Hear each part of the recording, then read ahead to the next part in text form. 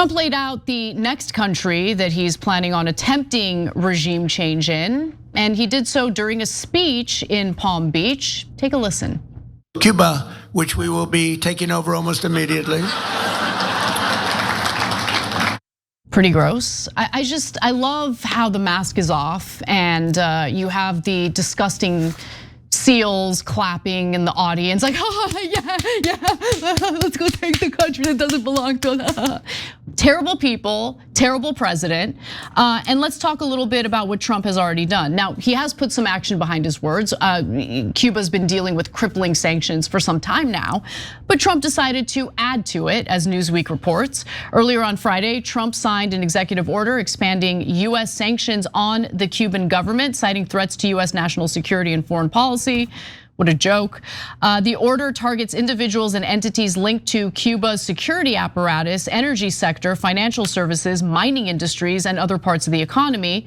Under the directive, property and financial interests connected to sanctioned individuals can be blocked, and US persons are largely prohibited from conducting transactions with them.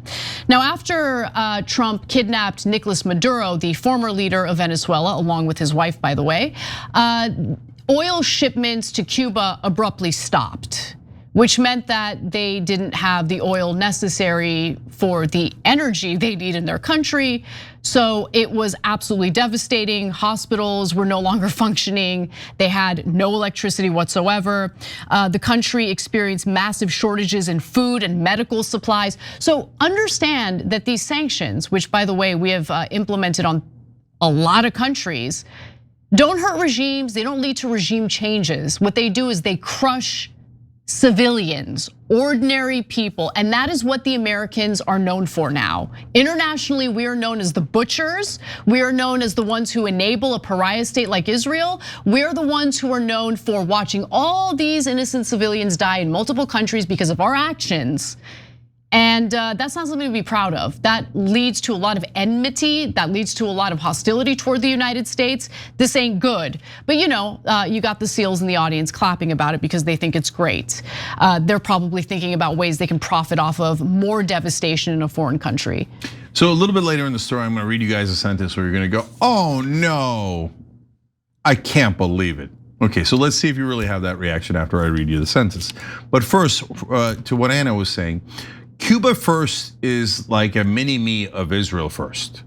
So they have the same attitude. We don't care about the rest of America. You're gonna have to pay for our wars. We don't care about the people that live inside Cuba. We haven't seen them for decades. Who cares about them?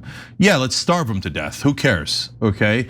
As long as I get my casinos back and as long as I get my land and property back, I wanna be even richer than I am today. And I need to go back and get as rich as I used to be. Yeah, okay, so and what do they have? They have money because they already took a lot of the money that they had in Cuba and brought it over here. And they do the legal bribing of our politicians as the pro-Israel camp does, as every camp does. And since they have a concentrated mass and a concentrated amount of money in Florida, they have outsized power. So they're like, well, if Israel can drive you to war, we can drive you to war. I mean, it's bribery's allowed for everyone. Well, they're right about that, but wait. That other country also enters the picture in a minute. All right, go ahead, Anna. So I actually want to skip ahead a little bit and talk a little bit about what Colonel Lawrence Wilkerson said to Tucker Carlson, because I want you guys to get a sense of how much we're hated internationally because of the sanctions that we slap onto countries who don't abide by what our moneyed interests here in the United States want. Let's take a look. They're going to eliminate SWIFT. They're going to eliminate our ability to sanction countries. That's one of their major purposes. And that's an altruistic purpose for them. They think eliminating our ability to put sanctions on other countries in the world, through which since the turn of this century, we have killed 38 million people, mostly men, women, and children. 38 million people. That rivals Stalin's purges, Mao Zedong's Cultural Revolution.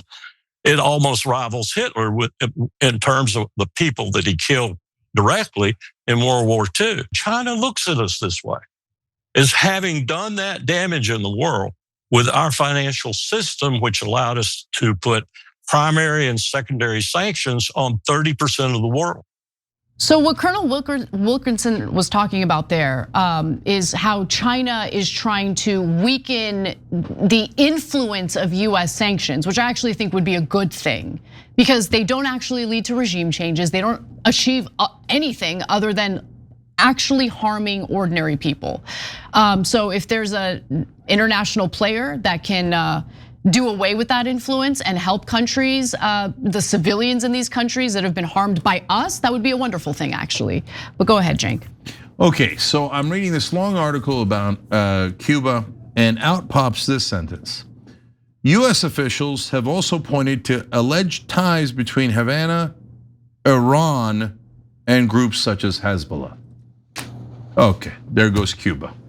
Okay, so what is this, man?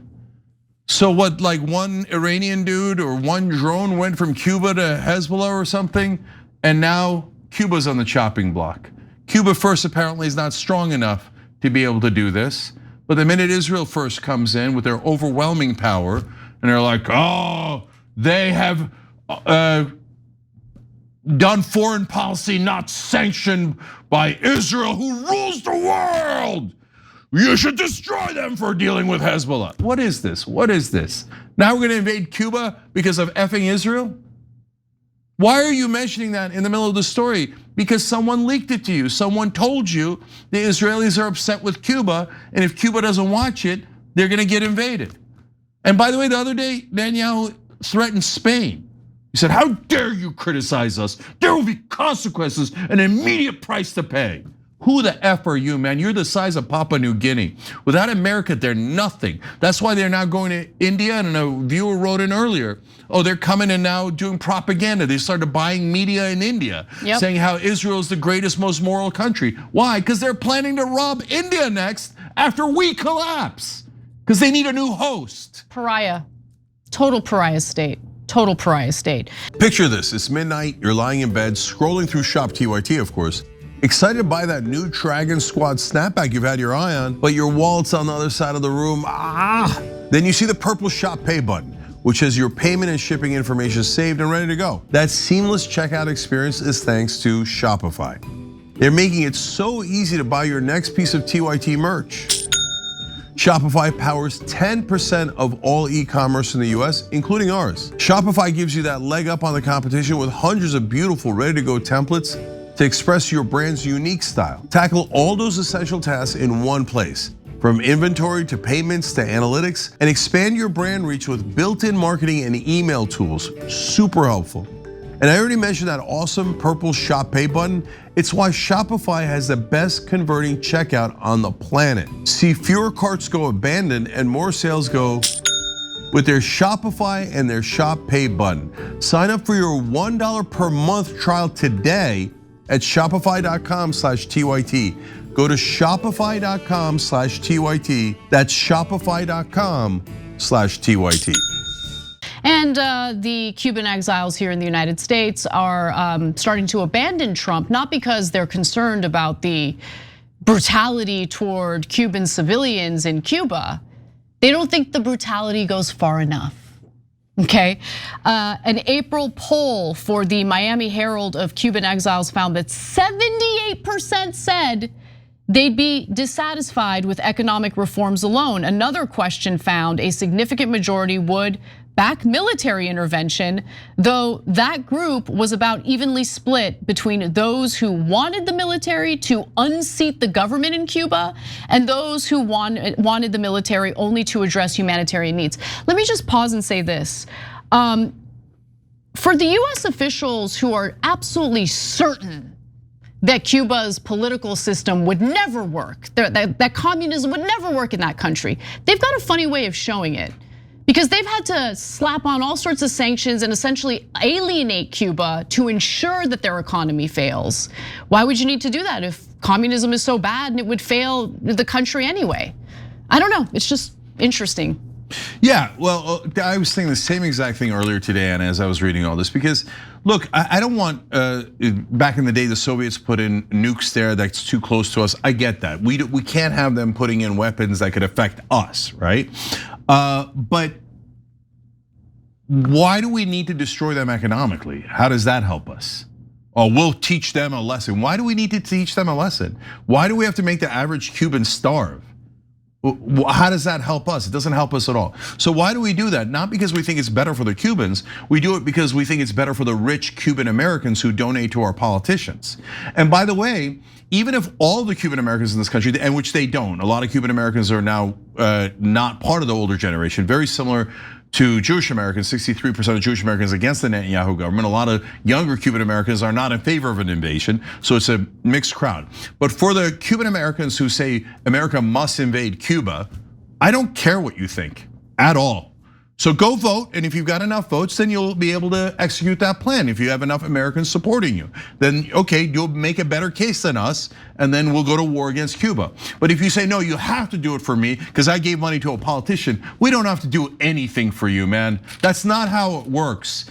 And these rich people from other countries keep insisting that we have to go die for their wars, we have to go starve and murder people for their benefit and for their financial benefit. And we don't have to do any of that. No, America should serve American interests and not Cuban interests or Cuban American interests or Israeli American interests. American interests. Every time you ring the bell below, an angel gets his wings. Totally not true, but it does keep you updated on our live shows.